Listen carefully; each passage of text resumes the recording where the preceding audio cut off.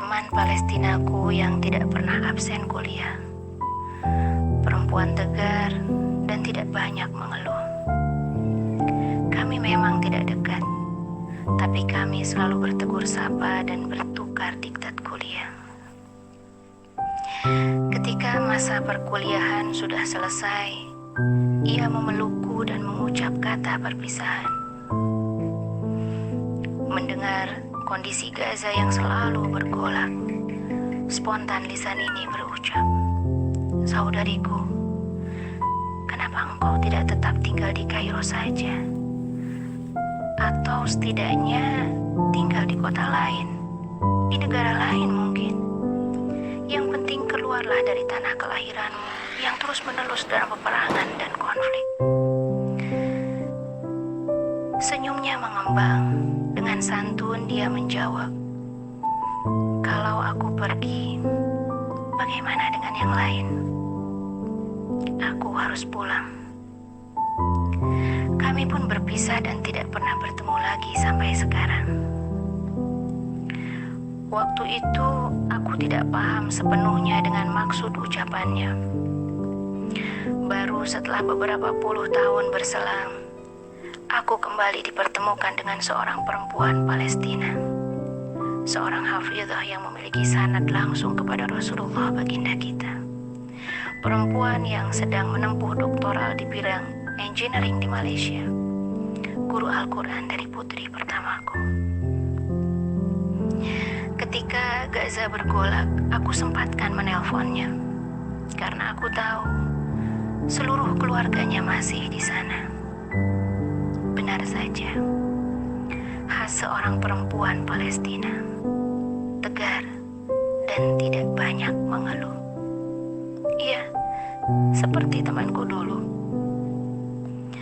Kami mengobrol tentang banyak hal, tentang bisingnya rudal yang berseliweran di atas langit Gaza, tentang tanahnya yang dijajah, tentang anak-anak dan perempuan yang bermental baja yang pada akhirnya syahid di medan pertempuran yang tidak berkesudahan, tentang keponakan kecilnya yang menganggap seluruh dunia hanya bisa menikmati listrik beberapa jam saja dalam sehari seperti dirinya, dan tidak percaya ada dunia yang 24 jam menerima listrik dengan leluasa.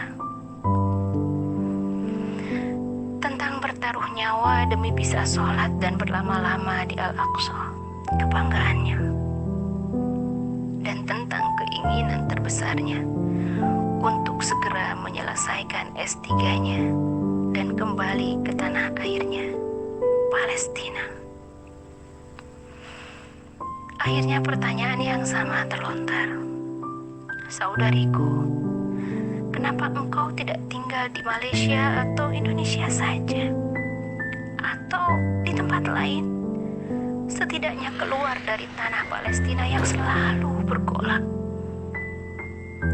Senyumnya mengembang, sorot matanya tajam. Dengan mantap ia berucap, "Saudariku, Rasulullah bersabda, La tazalu ta'ifatun min ummati 'alal haqq, zahirina li'adubihim, qahirin, la yadurruhum man khalafahum, illa ma asabahum min la'wa, hatta ya'tiyahum amrullah, wa hum kadhalik. Qalu, ya Rasulullah, wa aynahum? Qala, bi baitil maqdis wa aknafi baitil maqdis." Akan ada sekelompok umatku yang senantiasa berada di atas kebenaran. Mereka menang dan mengalahkan musuh mereka. Orang yang menentang mereka tidaklah membahayakan mereka, kecuali cobaan yang menimpa mereka, hingga ketetapan Allah tiba dan mereka tetap seperti itu. Ada salah seorang sahabat yang kemudian bertanya, "Wahai Rasulullah, di manakah mereka berada?" Beliau menjawab, "Baitul Maqdis dan di sekitar Baitul Maqdis." Saudariku, ini adalah bangsa yang terpilih. Dan aku bangga sekaligus bersyukur Allah menjadikan aku sebagai Palestina. Ini hadis, ucapan Rasul kita, bukan manusia biasa. Saudariku, andai apa yang menjadi milikmu diambil paksa, akankah kau pergi dan mengalah begitu saja? Pasti tidak. Begitu pun aku. Aku bukanlah teroris yang sedang menyerang orang lain. Aku bukanlah perampok yang sedang mengambil hak orang lain. Aku hanya seseorang yang tanahnya dirampas, rumahnya dihancurkan, dan hak beribadahnya diperangus. Saudariku, engkau mengerti bahasa Arab? Pahamkan itu pada dunia. Kami bukan penjahat. Palestina pasti merdeka. Al-Quds pasti akan kembali menjadi milik kita. Ya Allah, air mata ini terus mengalir demi merenungi setiap kata yang keluar dari lisannya. Mereka yang mengetuk janji Allah dengan pahala tertinggi, jihad fi sabilillah. Sementara aku mengais-ngais amal dari sholat yang belum terjamin kekhusyuannya, puasa yang belum terjamin keikhlasannya, infak yang belum tentu terjaga dari sifat pomahnya, dan keyakinan rapuh yang berbanding terbalik dengan keyakinan kokoh mereka dalam menjemput janji. Mereka yakin sepenuhnya dan selalu berhusnudzon terhadap Rabb-Nya. Saudari Palestinaku, Al-Aqsa bukan hanya kebanggaanmu, tapi kebanggaan kami juga. Al-Aqsa bukan hanya tanggung jawabmu, tapi juga tanggung jawab kami juga. Al-Aqsa bukan hanya tempat yang dirindukanmu saja, tapi juga dirindukan kami juga. Wahai saudari Palestinaku, yakinlah,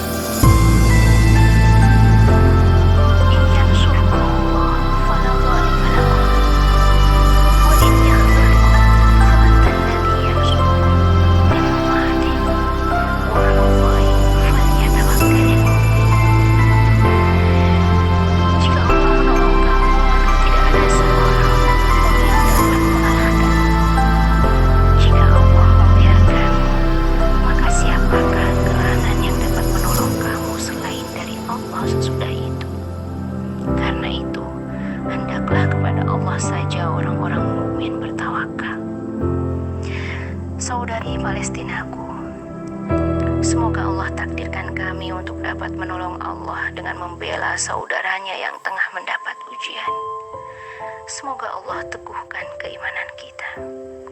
Ya ayyuhalladzina amanu, in tansurullaha yansurkum wa yusabbit aqdamakum.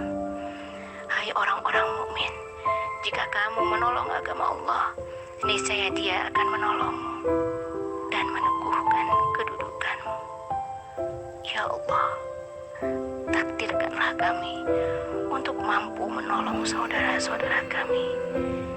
Amin, amin ya rabbal alamin.